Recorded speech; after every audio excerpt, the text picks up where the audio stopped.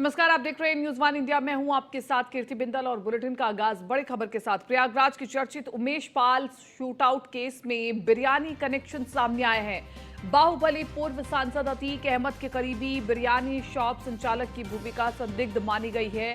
वारदात में जिस क्रेटा कार का इस्तेमाल हुआ वो बिरयानी शॉप संचालक नफीस अहमद की थी। हालांकि नफीस ने कुछ महीने पहले ही इसे एक महिला को बेच दिया था। शहर के जीटीबी नगर इलाके की रहने वाली रुखसार नाम की महिला को ये क्रेटा कार बेची गई थी। बिना नंबर की इस क्रेटा कार को पुलिस ने बाहुबली अतीक अहमद के घर के पास से बरामद किया था।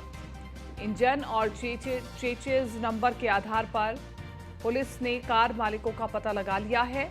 क्रेटा कार पकड़े जाने के बाद से बिरयानी शॉप संचालक भी हिरासत में, हालांकि इसकी पुष्टि अभी नहीं की गई है।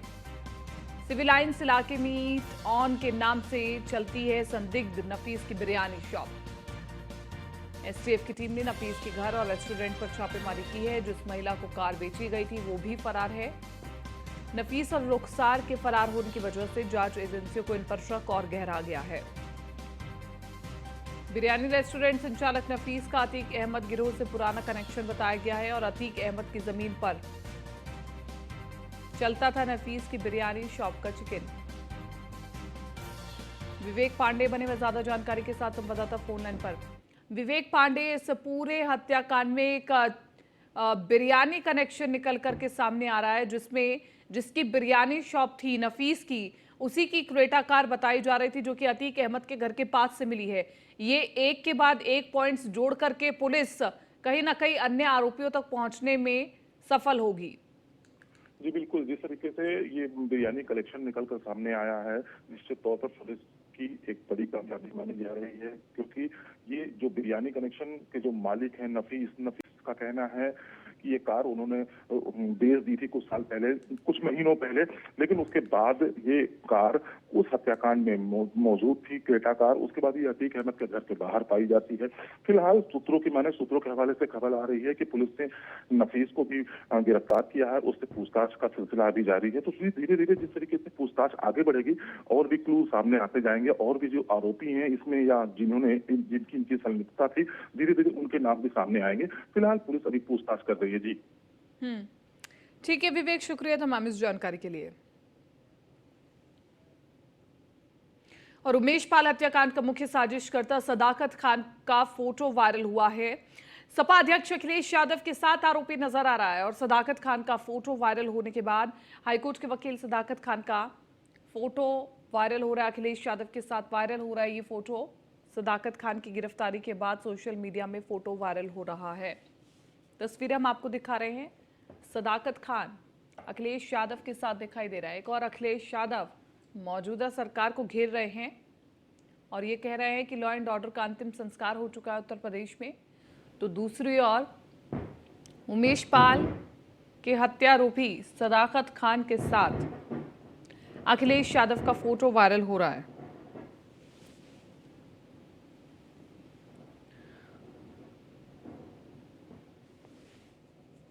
तो ये फोटो है जो हम आपको दिखा रहे हैं। इस फोटो को लेकर के लगातार चर्चा हो रही है और वहीं सपा अध्यक्ष अखिलेश यादव के साथ सदाकत खान की फोटो वायरल होने के बाद बीजेपी प्रवक्ता राकेश त्रिपाठी का बयान भी सामने आपको सुनवा देते हैं। मामले में जिस आरोपी को पुलिस ने गिरफ्तार किया है, उस आरोपी के साथ अखिलेश यादव जी की पार्टी दफ्तर के भीतर कई तस्वीरें सामने आई है। स्पष्ट है कि हर अपराध के पीछे समाजवादी पार्टी का हाथ होता है। यह केवल राजनीतिक आरोप नहीं है, बल्कि इसके तमाम साक्ष्य दिखाई पड़ते हैं। और जिस तरह से एनकाउंटर में अपराधी के मारे जाने पर तमाम समाजवादी पार्टी के नेताओं के आंखों से आंसू रुक नहीं रहे, स्पष्ट है कि हर आपराधिक घटना के पीछे समाजवादी पार्टी का समर्थन, समाजवादी पार्टी का उनको पूरा आशीर्वाद रहता है। और इसीलिए जब अपराधी पर कार्रवाई होती है, बुलडोजर चलता है, एनकाउंटर होता है, तो दर्द समाजवादी पार्टी को होता है। प्रयागराज और वहीं सपा अध्यक्ष अखिलेश यादव के साथ सदाकत खान की फोटो वायरल होने के बाद सपा प्रवक्ता फखरुल हसन का भी बयान सामने आपको सुनवा देते हैं। तू इधर उधर की बात ना कर, ये बता कि काफिला कैसे लुटा। मुझे रहजनों से गिला नहीं, तेरी रहबरी का सवाल है। सोशल नेटवर्किंग साइट के दौर में आप सेल्फी और फोटो दिखा के मुद्दों से घुमाना चाहते हैं। उत्तर प्रदेश की कानून व्यवस्था वो चौपट है, फिल्मी अंदाज में बम और गोलियां चला के हत्या की जा रही है, बुलडोजर चला के माँ बेटी को जिंदा जलाया जा रहा है, थानों में भी माँ बेटियां सुरक्षित नहीं है, होटल में व्यापारी मारा जा रहा है। उत्तर प्रदेश की कानून व्यवस्था चौपट है। भारतीय जनता पार्टी की सरकार को फोटो पॉलिटिक्स की जगह उत्तर प्रदेश की कानून व्यवस्था पे काम करना चाहिए। तू इधर सूबे के डिप्टी सीएम ब्रजेश पाठक का प्रयागराज मामले पर बयान सामने आए हैं। उन्होंने कहा है कि हमारी सरकार प्रतिबद्धता के साथ अपराध और भ्रष्टाचार पर जीरो टॉलरेंस की नीति पर काम कर रही है। उन्होंने कहा कि प्रयागराज के सभी दोषी पकड़े जाएंगे, उन्हें कानून के तहत कड़ी से कड़ी सजा दी जाएगी।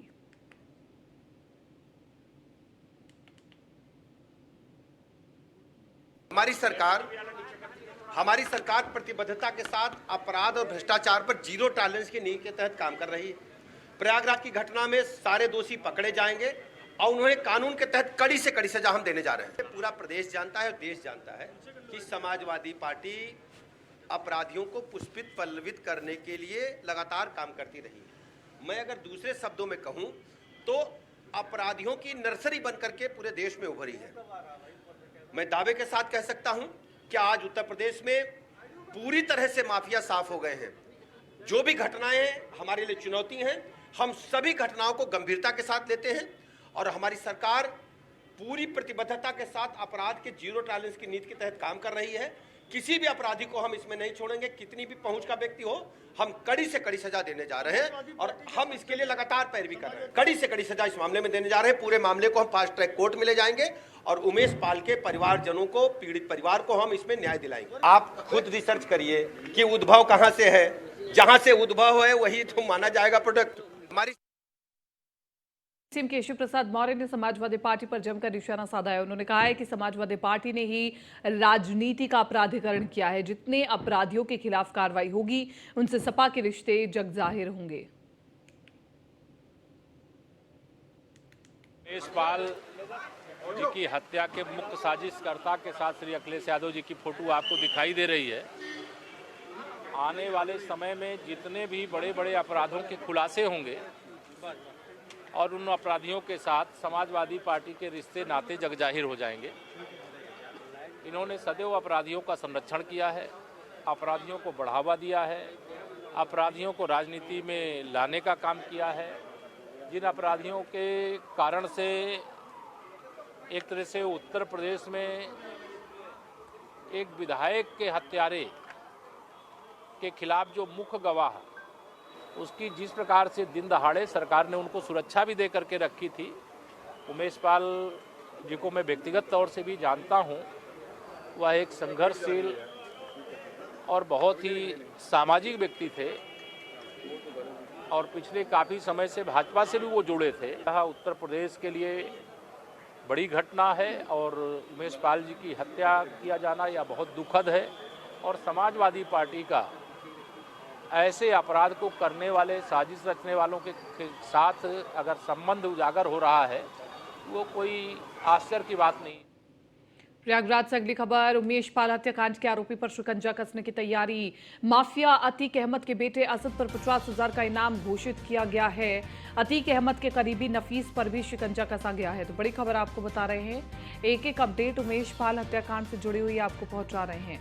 माफिया अतीक अहमद के बेटे असद पर 50,000 का इनाम रखा गया है। अतीक अहमद के करीबी नफीस पर भी शिकंजा कसा गया है। तो प्रयागराज से बड़ी खबर, उमेश पाल हत्याकांड के आरोपी पर शिकंजा कसने की तैयारी में यूपी पुलिस। इसी के साथ साथ अतीक अहमद के करीबी नफीस पर भी शिकंजा कसा जाएगा।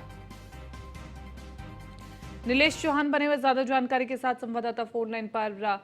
नीलेश, उमेश पाल हत्याकांड के आरोपी पर शिकंजा कसने के लिए तमाम रणनीतियां बनाई जा रही है, लेकिन अब माफिया अतीक अहमद के बेटे असद पर भी 50,000 का इनाम रख दिया गया है ताकि वो भी गिरफ्त में आ सके और पूछताछ हो सके।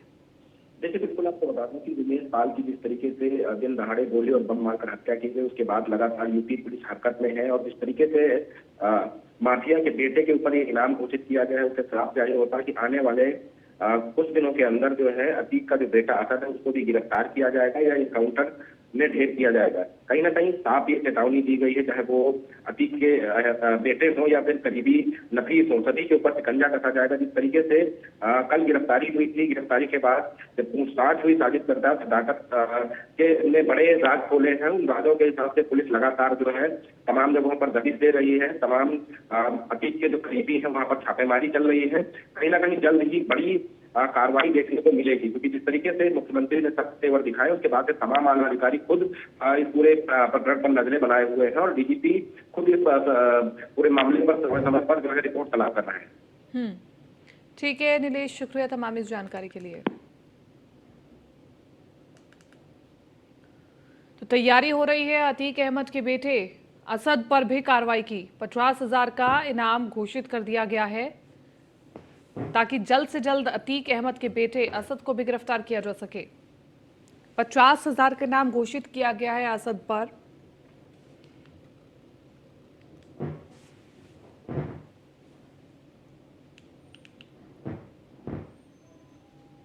बुलंदशहर में पुलिस ने होटल और मैरिज हॉल में डीजे बंद करो अभियान चलाया। आपको बता दें कि बोर्ड परीक्षार्थियों की पढ़ाई में डीजे की आवाज परेशानी डाल रही थी और वही एसपी सिटी सुरेंद्रनाथ तिवारी ने टीम के साथ देर रात शहर की तमाम होटल और मैरिज हॉल में चेकिंग कर बंद डीजे कराया और साथ ही होटल और मैरिज होम संचालकों को भी पुलिस ने सुप्रीम कोर्ट के हिसाब से डीजे बजाने की हिदायत दी है। ये पूरा मामला बुलंदशहर सिटी कोतवाली क्षेत्र का है।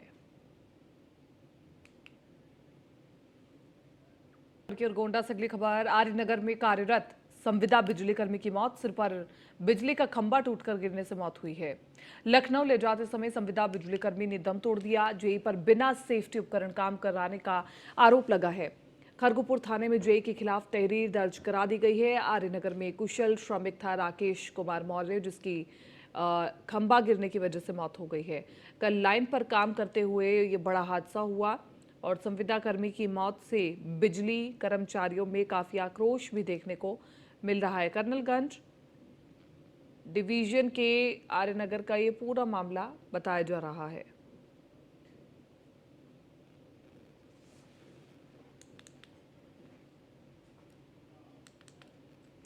नोएडा से अगली खबर आपको बता दें, शराब ठेकेदारों की आबकारी विभाग के नियम को दिखा रहे ठेंगा। नोएडा और ग्रेटर नोएडा में जमकर हो रही दिन में ओवर रेटिंग, रात में जमकर हो रही दुकान के नीचे कालाबाजारी।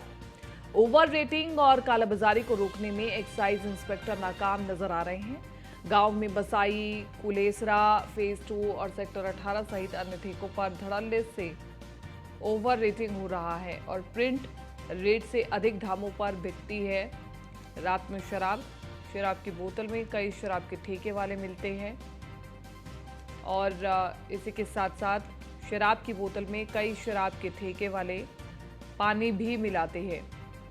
ओवर रेटिंग और कालाबाजारी की कोई वीडियो वायरल हालांकि नहीं हुई है। मीडिया पर बवाल और इसी के साथ साथ मीडिया पर वायरल। आखिर आबकारी विभाग कार्रवाई करने में क्यों हो रही है नाकाम, ये बड़ा सवाल मीडिया के जरिए उठाया जा रहा है। तो बड़ी खबर आपको बता रही, शराब ठेकेदार के आबकारी विभाग के नियम को दिखा रहे ठेंगा। हमारे साथ ब्यूरो चीफ निशांत शर्मा नोएडा से लाइव बने हुए हैं। निशांत, ओवर रेटिंग हो रही है, कालाबाजारी हो रही है, दिन रात शराब बिक रही है ओवर रेट्स में, और इसी के साथ साथ शराब भी प्योर नहीं बल्कि उसमें पानी मिलाकर के बेचा जा रहा है। इन सभी के खिलाफ आखिरकार आबकारी विभाग कार्रवाई क्यों नहीं कर पा रहा?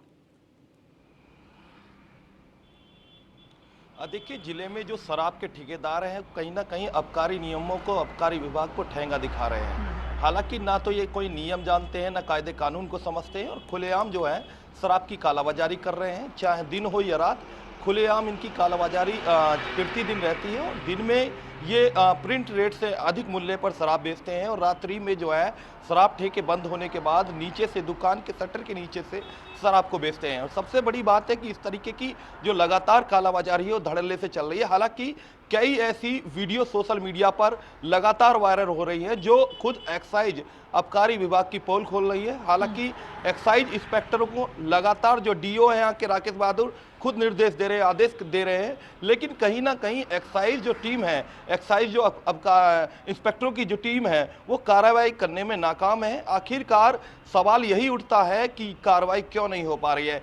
जब कार्रवाई इस तरीके की जो वीडियो वायरल होती है, वीडियो वायरल होने के बाद सीधा डीओ संज्ञान लेते हैं और संज्ञान लेने के बाद एक्शन की बात करते हैं, लेकिन उनको क्लीन चिट क्यों दे दी जाती है? उनको नोटिस भी दिया जाता है, लेकिन नोटिस देने के बाद जुर्माने की कार्रवाई नहीं की जाती। लेकिन सवाल यही है कि सोशल मीडिया पर जो वीडियो लगातार वायरल हो रही है, कई ऐसी वीडियो है जो ट्विटर के माध्यम से ट्वीट भी की जाती है, आखिरकार उन पर कार्रवाई क्यों नहीं होती? लगातार ऐसे मामले लगातार आ रहे हैं। चाहे हम ग्राम बसई की बात कर लें, बसई ठेके पर रात भर पूरी रात शराब खुलेआम बिकती है। सेक्टर 18 में बिकती है, कुलेसरा में लगातार धड़ल्ले से शराब बिक रही है।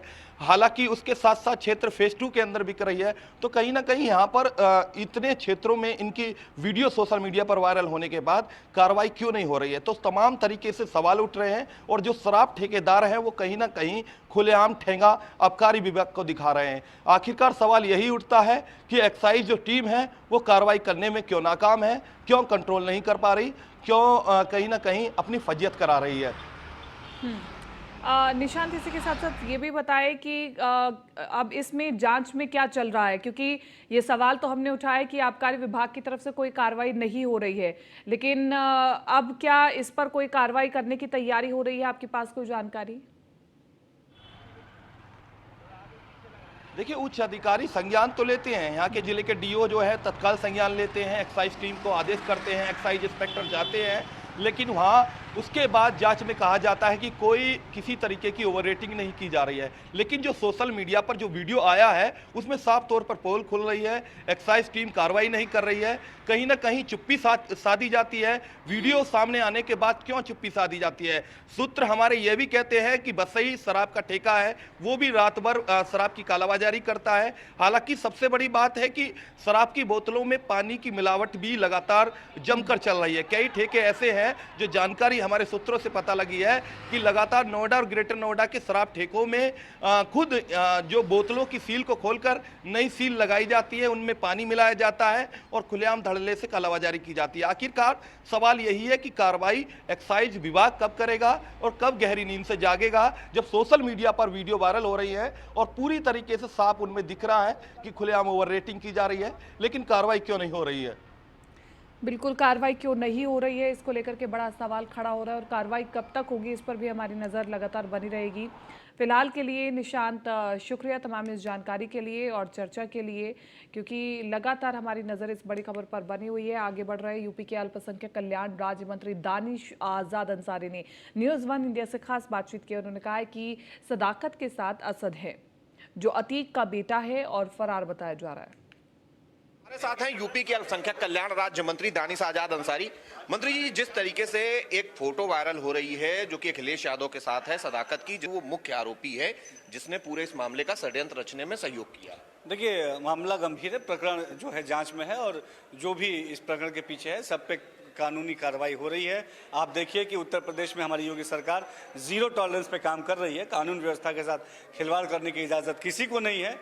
और आप देखिए कि घटना के अंजाम देने के बाद तुरंत हमारी प्रशासनिक टीम अलर्ट हो गई, पुलिस बल पूरा अलर्ट है और कानून व्यवस्था को हम उत्तर प्रदेश में पूरी तरीके से मजबूत करेंगे। अखिलेश यादव के साथ फोटो पर क्या कहेंगे? देखिए, ये सब जांच का विषय है। ये सब जांच के बाद जो भी चीजें सामने आएंगी सब आपको सब सांसद कह रहे हैं कि जो एक धर्म विशेष के लोग हैं उनका तुरंत छोटी सी घटना पर इनकाउंटर कर दिया। देखिए, समाजवादी पार्टी हमेशा समाज को भटकाने का काम, बहकाने का काम, बरगलाने का काम करती है और समाजवादी पार्टी की ये सच्चाई आम जन जानता है। इसीलिए 2017-2022 में योगी आदित्यनाथ जी की सरकार को बहुमत मिला और हम पूरे ईमानदारी से जनता की सेवा के लिए काम कर रहे हैं। बिल्कुल, ये हैं उत्तर प्रदेश के अल्पसंख्यक कल्याण राज्य मंत्री दानिश आजाद अंसारी, जो बता रहे हैं कि समाजवादी पार्टी हमेशा मुद्दों से भटकाने का काम करती आई है और वही वो आज भी कर रही है। पूरे मामले की जांच चल रही है और जांच के बाद जो चीजें निकलकर सामने आएंगी उन पर कार्रवाई की जाएगी। कैमरामैन अमित शाहनी के साथ मैं SK Vajpeyi, news 1 India, Lucknow. Agra के एफएच हॉस्पिटल में बाल रोग विभाग के चिकित्सकों ने 11 साल की किशोरी का सफल इलाज कर उसे नया जीवन दिया है। किशोरी गंभीर बीमारी से पीड़ित थी। टुंडला ब्लॉक के गांव डीओ खेड़ा के रहने वाले मनोज कुमार की बेटी अनन्या को दौरे आ रहे थे। परिजन उसे इलाज के लिए आगरा निजी डॉक्टर के पास ले गए, लेकिन कोई फायदा नहीं मिला। इसके बाद अनन्या को एफएच हॉस्पिटल लाया गया, जहां बाल रोग विभाग की एचओडी डॉक्टर सोनिया की निगरानी में इलाज शुरू हुआ। डॉक्टर्स की कड़ी मेहनत से करीब 1 महीने के सफल इलाज के बाद अनन्या स्वस्थ होकर अपने परिजनों के घर पहुंची।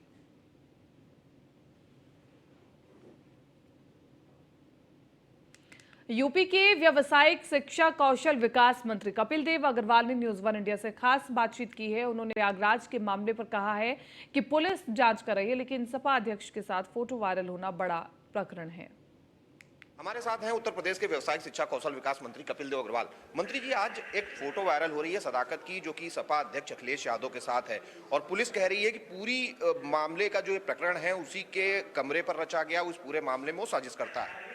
नहीं, अब ये तो विषय जांच का है कि कमरे में रची के नहीं रची की रचना, लेकिन अखिलेश यादव जी के साथ उनकी फोटो का वायरल होना निश्चित रूप से एक बड़ा प्रकरण है। जैसा कि हमारे मुख्यमंत्री ने सदन में भी कहा था कि नहीं, कहीं ना कहीं सांठगांठ तो है, तो इसका जांच का विषय गंभीर विषय, अगर ऐसा कोई प्रकरण निकल के आता है तो होनी चाहिए, उस पर कार्रवाई होनी चाहिए। सपा सांसद का आरोप है कि जो मुस्लिम हैं उनसे छोटी मोटी घटनाएं निकलकर सामने आ रही हैं तो उनका इनकाउंटर कर दिया जा रहा है, जबकि दूसरों के साथ ऐसा नहीं हो रहा है। ऐसा नहीं है, जो अपराधी है उन पर कार्रवाई हो रही है। मुख्यमंत्री जी के जाति का कोई मैटर नहीं, जो अपराधी करेगा, जो अपराध करेगा, अपराध में लिप्त होगा, उस पर कार्रवाई होगी। ये कहकर के हिंदू मुस्लिम का नाम ले कोई बच नहीं सकता। मुख्यमंत्री ने कहा था कि जो भी अपराधी हैं उनको मिट्टी में मिला दिया जाएगा, तो माना जाए कि मिट्टी में मिलाने का काम शुरू हो चुका है? नहीं, वो तो एक अपराधी घटना है। पुलिस से मुठभेड़ में मारा गया है, पुलिस में फायरिंग भी करेगा, गोली भी चलाएगा, फिर मारा भी नहीं जाएगा, तो अल्टीमेटली ये काम तो होना है। और जो जो अपराधी होंगे, मुख्यमंत्री ने स्पष्ट कह दिया है कि जो अपराधी हैं उनका तो अल्टीमेटली कुछ न कुछ काम करना ही पड़ेगा। वो सब चीज़ें कार्रवाई हो रही है, रिजल्ट उसके आने शुरू हो गए। धन्यवाद। ये हैं उत्तर प्रदेश के व्यवसायिक शिक्षा कौशल विकास मंत्री कपिल देव अग्रवाल। वो कह रहे हैं कि मुख्यमंत्री ने स्पष्ट किया है पूरे मामले की जांच जरूर हो रही है, लेकिन जो अपराधी हैं उनके खिलाफ एक्शन होना है। अगर पुलिस पे गोली चलाएगा और उसके अपने बचाव में अगर पुलिस गोली चलाती है तो इस तरीके की चीजें निकलकर सामने आएंगी। कैमरामैन अमित शाहनी के साथ मैं एस के वाजपेयी, न्यूज़ 1 इंडिया, लखनऊ। फिलहाल इस बुलेटिन में मेरे साथ इतना ही। दीजिए इजाजत, नमस्कार।